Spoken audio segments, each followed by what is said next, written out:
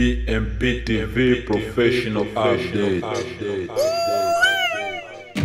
Waendeleaje ndugu mtazamaji wa BMP TV Online, leo ni siku nyingine tena tunazidi kukuletea matangazo ya hapa na pale, kufahamu katika yanayoendelea katika ulimwengu huu wa sasa wa siasa pamoja na BMP TV Online, ambao bado migogoro inazidi kuendelea kati ya Jamhuri ya Kidemokrasia ya Kongo pamoja na Rwanda. Na huu ni muktasari wa habari. Huko Washington, mkataba wa amani kati ya DRC na Rwanda wakumbatwa na moshi mweusi. Washington DC, Kinshasa, Kabila na Katumbi na kambi yao wafichuliwa mikakati ya kihuni iliyogonga mwamba.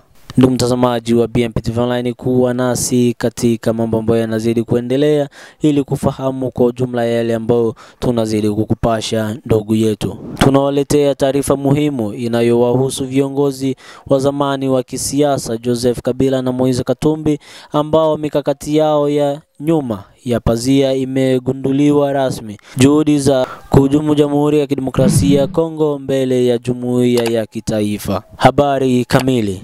Katika kile kinachoonekana kuwa ni jaribio la kuvuruga mafanikio ya kidiplomasia ya Rais Felix Tshisekedi, nyaraka zimevuja zikionyesha kuwa Joseph Kabila alilazimisha baadhi ya machifu wa jadi kutoka maeneo ya Kivu Kaskazini ambayo yako chini ya uasi wa Alliance Fleuve Congo pamoja na M23 kusaini waraka haramu. Kwa mujibu wa vyanzo vya karibu, ulilenga kuwasilishwa katika bunge la Marekani na Kikaya bin Karubi, mshirika wa karibu wa Kabila, akidai kuwa ni sauti ya viongozi wa jadi wa eneo hilo. Lengo kuu, kuharibu na kusitisha makubaliano ya kimkakati ya mgodi kati ya serikali ya Marekani na serikali ya DRC, na hivyo kudhoofisha nafasi ya DRC katika masoko ya kimataifa ya madini muhimu. Wameshikwa pabaya. Hakuna msaada wa kisheria kwa mikataba feki. Katika mfumo wa kikatiba wa DRC,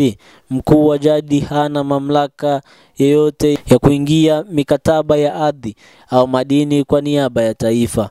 Mamlaka hayo ni ya serikali kuu pekee. Hivyo basi, walazimisha viongozi wa jadi kusaini nyaraka zenye mwelekeo wa kuwasilisha taifa mbele ya Marekani ni sawa na uhaini wa kisiasa. Hakuna uhalali wa kisheria, kisiasa wala kimaadili kwa nyaraka hizo. Na si mara ya kwanza Marekani tayari ina taarifa za kutosha kuhusu yanayojiri mashariki mwa Kongo. Maafisa hao wanajua bayana nani anachezea mchezo huu wa kivuli. Moise Katumbi amepeleka nyaraka kwenye Wizara ya Mambo ya Nje ya Marekani. Katika hatua ya kushangaza, Moise Katumbi mwenyewe ndiye aliyefikisha barua hiyo kwa Idara ya Mambo ya Nje ya Marekani, jambo lililozua maswali mengi miongoni mwa wachambuzi wa kisiasa wa kimataifa. Lakini dhidi ya yote, aibu kubwa imo kwenye waraka wao wenyewe ambao unataja tarehe 29 Mei, tarehe ambayo Katumbi alifika Marekani. Je, hiyo ni bahati mbaya kwa wataalamu wa diplomasia? Hapana, hii ni njama ya wazi.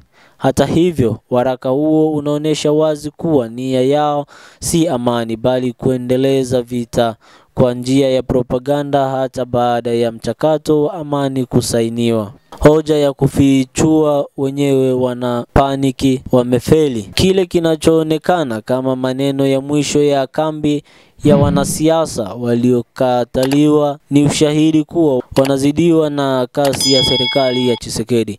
Dunia imeanza kufumbua macho, ukweli unazidi kuonekana. Kongo ya leo si ile ya wizi wa kisiasa na madini.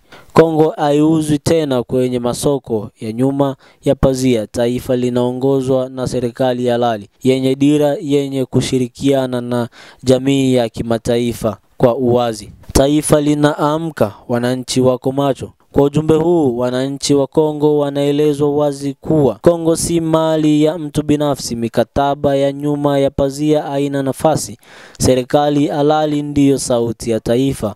Wananchi wa Mashariki hawatakuwa tena mateka wa ajenda za wanasiasa wanaotafuta madaraka kwa njia za usaliti. Jeshi la Kongo, serikali na wananchi wote wako macho. Tunaendelea kushuhudia kushindwa kwa kila jaribio la kuzuia maendeleo ya Jamhuri ya Kidemokrasia ya Kongo. Kwa Joseph Kabila, Moise Katumbi na washirika wao, ujumbe ni mmoja: saa ya kweli imewadia. Kongo mpya haichezewi. Dunia inajua na historia itawahukumu. Moja kwa moja tuende kwa huko Washington ambako mikataba inazidi kuingia moshi mweusi. Je, China nayo inataka kuhusika moja kwa moja katika mazungumzo kati ya Kinshasa na Kigali? Wakati dunia ikitazama kwa makini mwenendo wa mazungumzo ya amani kati ya Jamhuri ya Kidemokrasia ya Kongo na Jamhuri ya Rwanda yaliyosimamiwa kwa karibu na Marekani, hali ya sintofahamu imetanda mjini Washington DC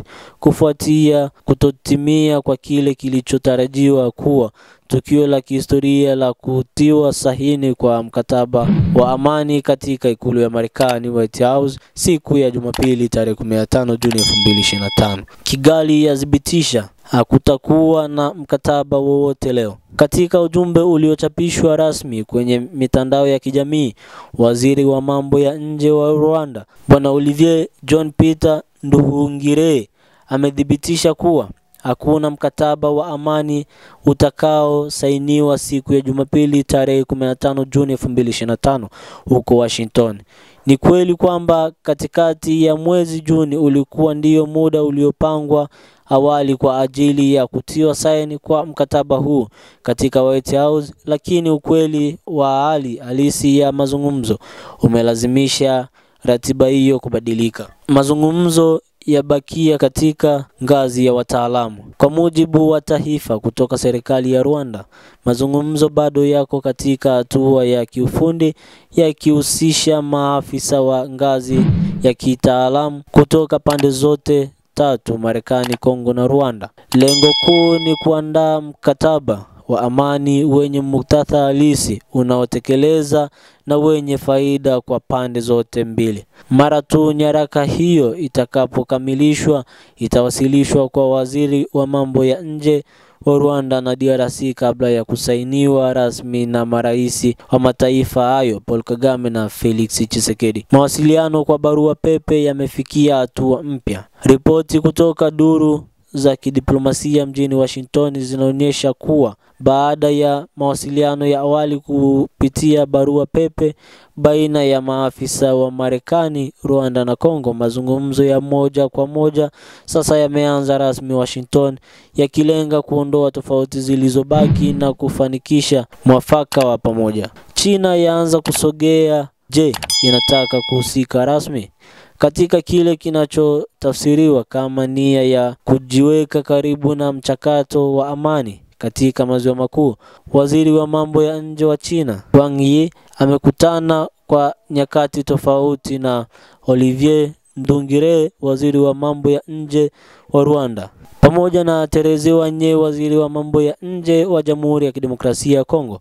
Mikutano hii ilifanyika mji mkuu wa Jamhuri ya Watu wa China na ililenga kuchambua hali ya sasa ya usalama na mgogoro katika eneo la mashariki mwa DRC, hasa maeneo yanayokumbwa na uasi na hatari za kijeshi zinazoendelea. Je, Marekani na China zinagawana nafasi katika mpango wa amani? Wadadisi wa siasa za kimataifa wanaona uwepo wa China kwenye mazungumzo haya kuwa ishara ya wazi kuwa mgogoro wa mashariki mwa DRC sasa umefikia hadhi ya kimataifa na ni lazima suluhisho lake lijumuishe wahusika wote wakubwa wa kisiasa na kiuchumi duniani. Katika hatua hii ya kihistoria ni dhahiri kuwa suluhisho la kudumu la mgogoro kati ya Kinshasa na Kigali linahitaji uangalizi wa kina, uaminifu baina ya pande husika na dhamira ya kweli kutoka kwa jamii ya kimataifa. Taratibu zinasonga mbele hatua kwa hatua. Mpango uliopo sasa ni kuhakikisha kuwa protokali za amani zinakamilishwa kikamilifu na wataalamu. Wasilisho la mwisho lifanyike kwa mawaziri wa mambo ya nje wa pande zote mbili. Tia saini kwa viongozi wakuu, Rais Felix Tshisekedi wa DRC na Rais Paul Kagame wa Rwanda. Taifa la tarajia amani ya kweli, si makubaliano ya haraka. Kwa muktadha huu, wananchi wa Jamhuri ya Kidemokrasia ya Kongo wanahaswa kuwa watulivu, huku wakisali kwa ajili ya mafanikio ya mazungumzo haya ambayo yatakuwa msingi kwa amani ya kudumu, kurejesha utu, maendeleo na mshikamano wa kikanda. Mikakati inasonga, lakini umma unapaswa kuwa macho. Taarifa hii ya leo inasisitiza kuwa ingawa mkataba au kusainiwa kama ilivyotarajiwa, mazungumzo hayajavunjika bali yameingia katika hatua ya maamuzi ya kiufundi. Dunia inasubiri, Afrika inatazama, Kongo na Rwanda zinashika kalamu za mustakabali wao. Na hiyo ndiyo taarifa yetu maalum ya siku hii kuhusu mchakato wa amani kati ya Jamhuri ya Kidemokrasia ya Kongo na Jamhuri ya Rwanda. Endelea kufuatilia matangazo yetu kwa taarifa zaidi kutoka Washington, Beijing, Kinshasa na Kigali. Kwa jina la haki, maendeleo na amani, DRC mbele kwa umoja na heshima. Mimi ni Sesde Mr. Orange, macho ya jamii, sauti ya watu. Tunazidi kuwakilisha vyema kabisa uwanja wa BMP TV Online. Kuwa pamoja nasi hadi mwisho. Asante.